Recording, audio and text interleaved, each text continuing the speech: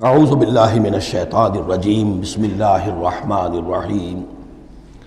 سورۃ الجن یہ ہے اب وہ سورت کہ جو اس میں کسی جوڑے وغیرہ کا معاملہ نہیں ہے، منفرد ہے، اکیلی سورت ہے، اور یہ واحد سورت ہے کہ جس میں اتنی تفصیل کے ساتھ جنات کا معاملہ آیا ہے۔ ایک سورت ہم پڑھ چکے ہیں کہ جس میں مسلسل خطاب ہے، یا معاشر الجن والانس فبأي آلاء ربكما تكذبان، 31 مرتبہ تو یہی آیت آئی ہے۔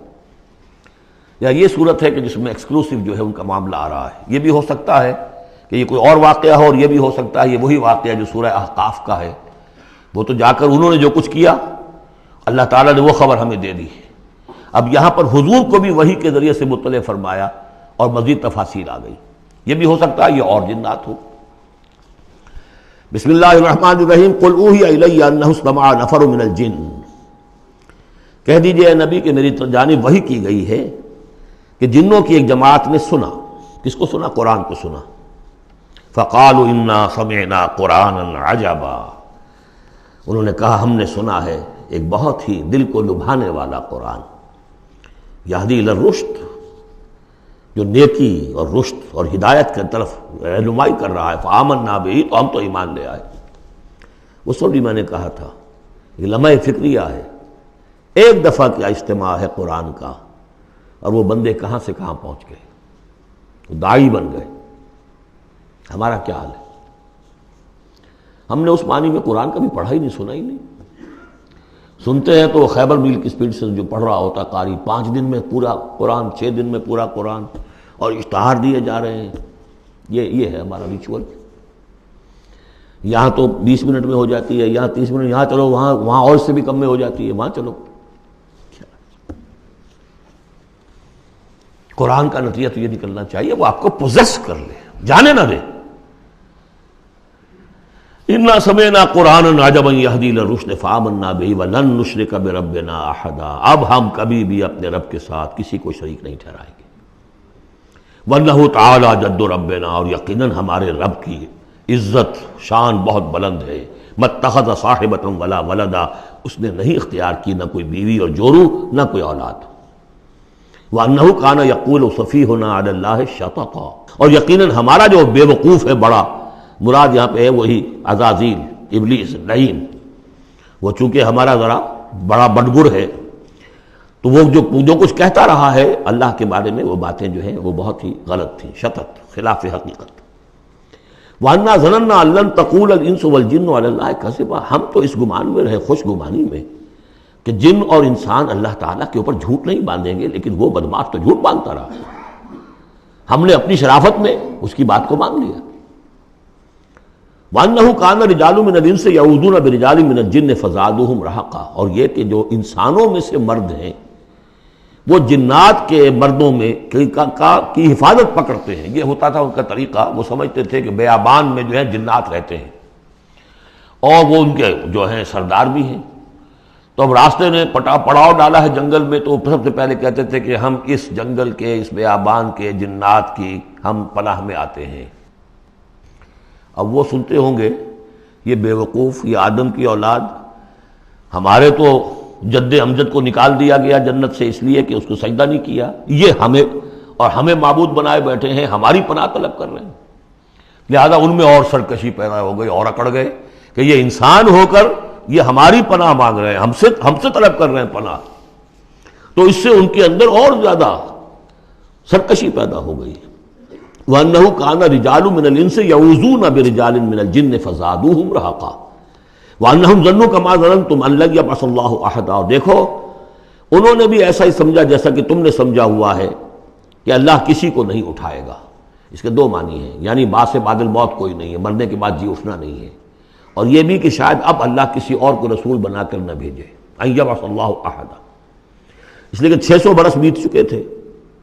وہ تورات سے واقف تھے جو سورہ احقاف میں تذکرہ آیا ہے، فترت وہی 600 برس، اور یہ طویل ترین وقفہ تھا نبوت کا کہ کوئی نبوت کوئی رسالت دنیا میں نہیں، تو ان کو یقیناً اس سے خیال ہوا ہوگا کہ بس اب ختم ہوا معاملہ، اب کوئی اور رسول نہیں آئے گا۔ وَأَنَّا لَمَسْنَا السَّمَاءَ، اور ہم نے ذرا ٹٹولا آسمان کو، ہم نے چاہا کچھ خبریں لے کر آئیں ذرا غیب کی، فَوَجَدْنَاهَا مُلِئَتْ حَرَسًا شَدِيدًا وَشُوبًا، تو ہم نے تو پایا اس کو کہ وہ بھرا ہوا ہے سخت چوکی داری سے، اور انگارے رکھے ہوئے ہماری وہ ہمیں کھدیڑنے کے لیے۔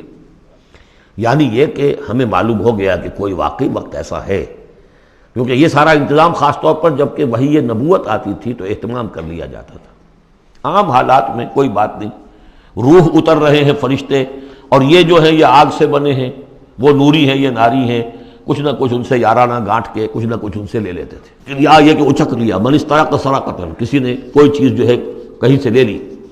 لیکن اب جو ہم نے دیکھا ہے آسمان کو تو واقعی وہاں تو بڑے سخت پہرے لگے ہوئے ہیں، یعنی کوئی نہ کوئی وحی کا سلسلہ ہے اور نبوت آنی ہے، اور وہ نبوت ہمیں تو مل گئی، ہم جا کر سنائے کلام اور ہم ایمان لے آئے۔